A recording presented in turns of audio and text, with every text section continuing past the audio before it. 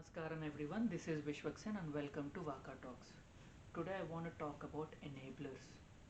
How enablers in most cases are more dangerous and more toxic than the actual toxic person themselves.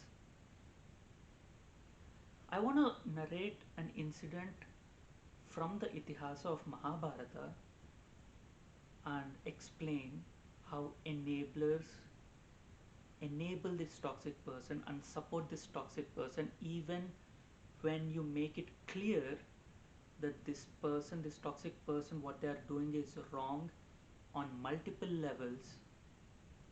The enablers turn a blind eye. They they do not listen to you. Whatever you say, however hard you try, you might feel that okay, these people don't see this toxic person, what they're doing is wrong or bad. They don't know how about their actions, so that's why they're supporting them. But that is not the case. Even if you make it clear how toxic this person is, how abusive this person is, they still don't support you. They blame you. They paint you as the problem. They support this toxic person. Each of them have their own reasons for their supporting of the toxic person, and it is their support that the toxic person counts on every day. It is their action and inaction. It's not just uh, the support that the toxic person counts upon. They also count upon the inaction of people to strengthen their stand. So, this is the story from Mahabharata where this is the incident of Draupadi Vastrapaharanam or Chirharan.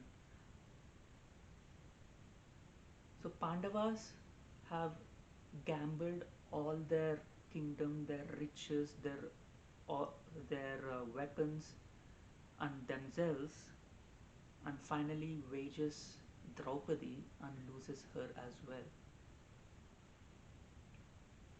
So now Duryodhana has sent an attendant to Draupadi to summon her to the court. Draupadi tells the attendant that this is this is the time that she needs to rest because she's going through her period, but she sends them back with a questioning the validity of the game and legality of the wager. So the attendant goes back to the court with the questions that Draupadi has posed. Now Duryodhana is enraged. He feels that the situation is going out of control, out of his hands. He immediately sends his brother Dusasana to bring Draupadi to the court.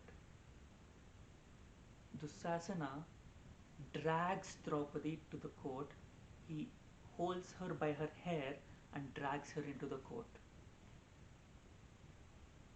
In a lot of enactments in plays and movies, they show her as a very weak and crying person, but that's not the case. She was extremely strong. She advocates for herself in the court. She's going through her period. She's in physical pain. Her hormones are going all over the place.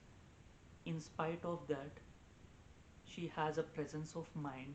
She's in she doesn't lose her composure, and she advocates for herself.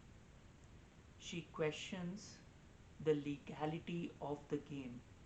She questions the morality of the wager. She questions the constitutionality of the game, because few of the questions that she poses are: how is gambling constitutional. It is not constitutional, so how did you allow a game of gambling to occur? The second question she poses is, how is it legal to enslave someone? And then the she asks a few more questions, and finally she asks, did Dharmaraja wager himself first and lose himself and then wager me, or did he wager me first and then wager himself later? These are questions people have no answer to.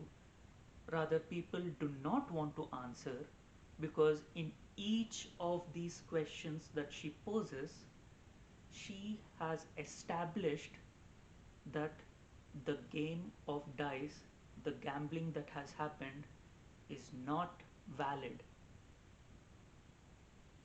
She she has established that the wager where they lost her is not valid. The constitution doesn't allow it. The logically it is unsound. Morally and ethically it it is not fair. So in spite of her establishing that this whole situation is invalid, people do not utter a single word. This is a very common trait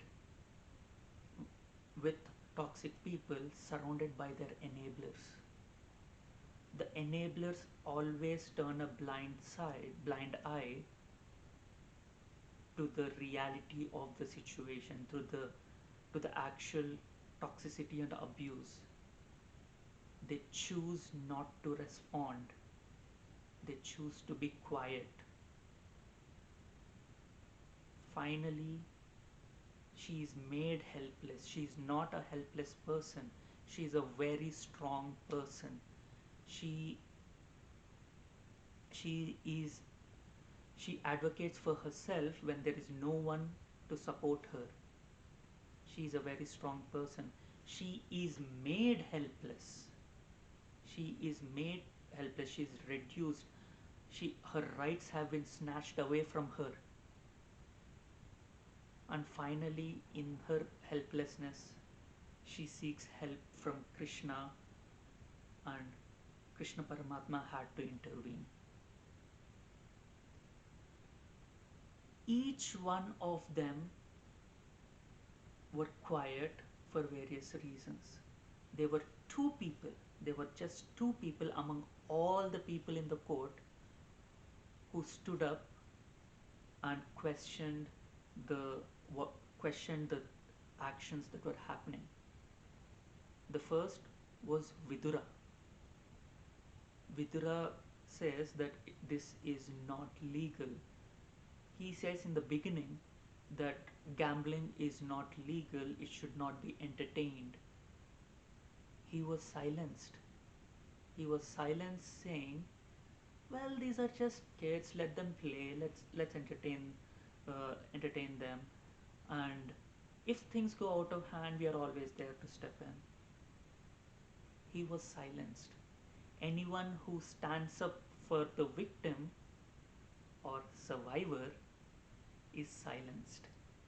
And the second person who stands up against the actions that are going on is Vidura. Sorry, not Vidura, Vikarna, one of the brothers of Duryodhana. He steps in and says that yes, her claims are valid. This game is not fair. This game of dice, this gambling is basically void. So you have no claim on her. She was not one. And he was silenced through force. So if there is someone who stands up for the survivor, For the victim of the abuse, they are silenced.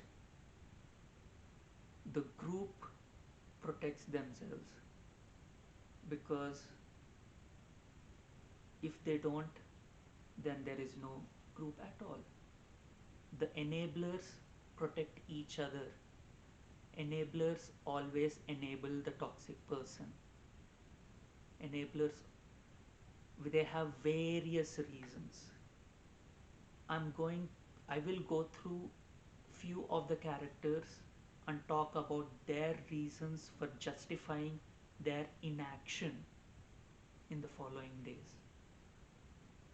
But today I want to conclude by saying, even if you make it clear to everyone, under no there is no doubt about the abuse, there is no doubt about uh, the actions, how toxic this person is, the toxic person is,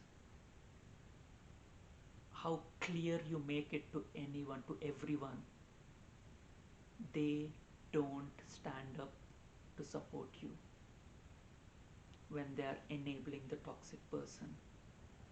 So you need to make sure that you have your own support system that is completely independent from the toxic person, that they the system that do not enable the toxic person.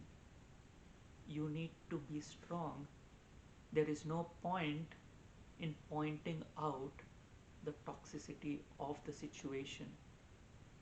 They are just not going to respond. You need to be strong to separate yourself, to remove yourself from the relationship that is abusive, that do not respect you, that do not validate you, that only seek to extort from you, that only seek to abuse you, only seek to control you. Thank you.